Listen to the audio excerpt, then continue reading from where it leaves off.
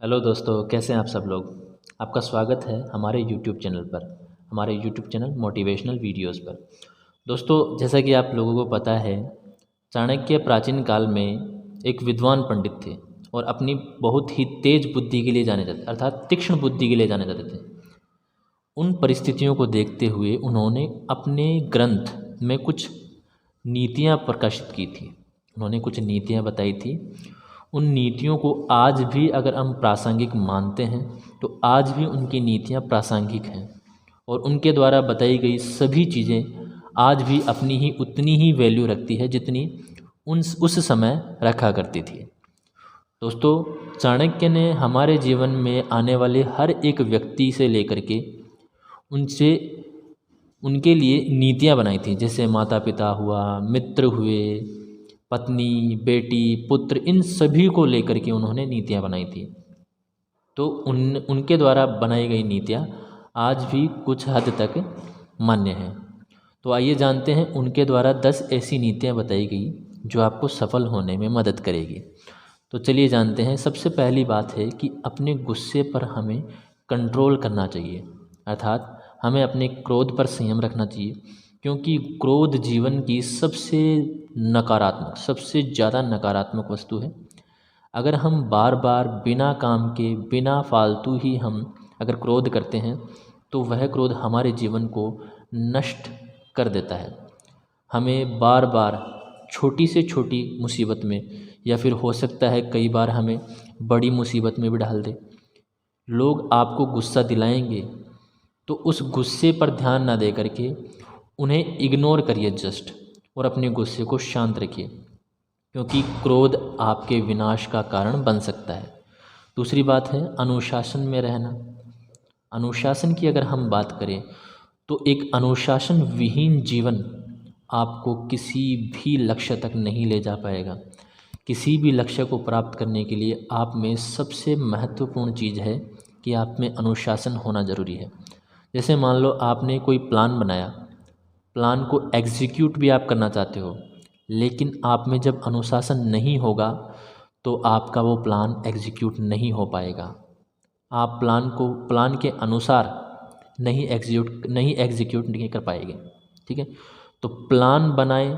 Plan बनाने पर भी हमें जीवन में अनुशासन अपनाकर उस प्लान के अकॉर्डिंग चलना होगा, तब जा कर के हम सफल होंगे और हमारी छवि दूसरे लोगों के सामने निखर कर आती है इससे कि हाँ, अनुशासन में रहने वाला व्यक्ति है।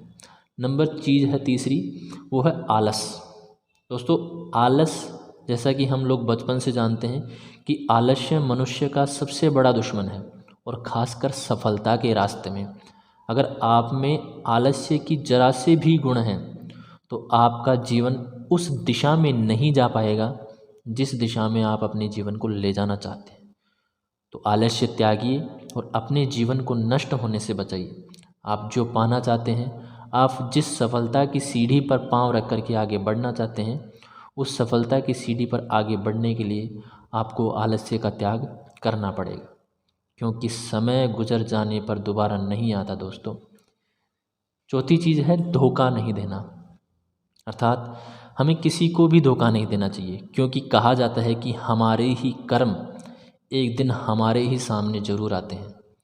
तो किसी को धोखा देने से पहले 10 बार सोचिएगा कि ये जो मैं कर्म कर रहा हूँ, जब वो भविष्य में मेरे सामने फिर कर के मेरे पास आएंगे तो उस समय मैं क्या करूँगा।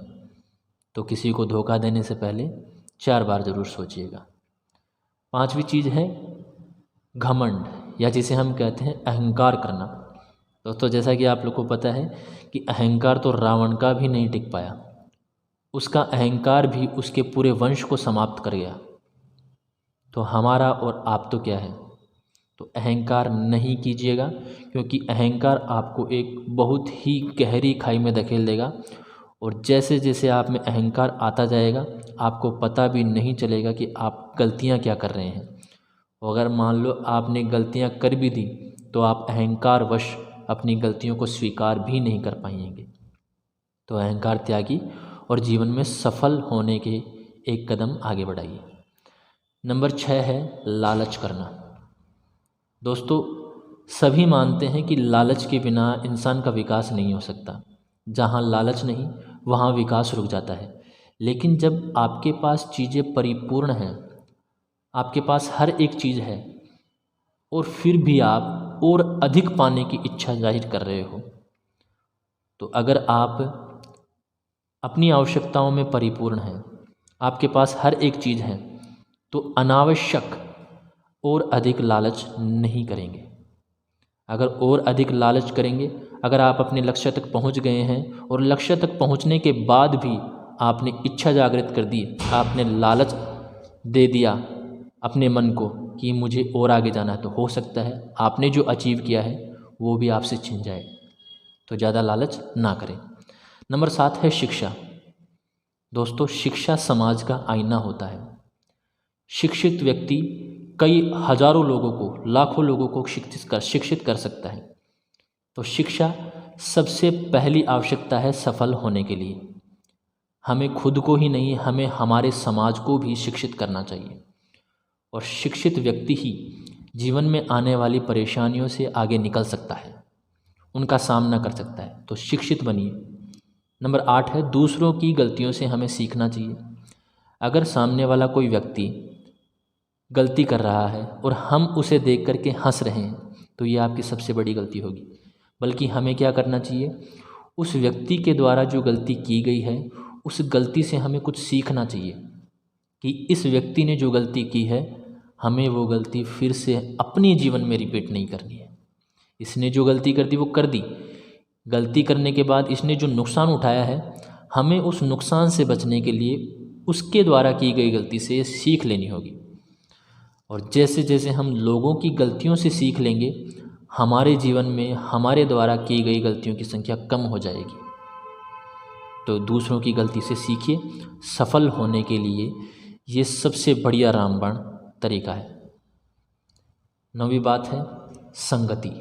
अगर आपकी संगति अच्छी नहीं होगी तो चाहे आप कितना ही अच्छा मेहनत कर ले, और अगर आप उस बुरी संगति के पीछे चले गए तो आपके वो पीछे किए हुए अच्छे कर्म छुप जाएंगे और आप एक बुरी संगत वाले व्यक्ति के रूप में जाने जाएंगे, जो आपको सफलता के कदमों तक ले जा करके वापस खींच लाएगा।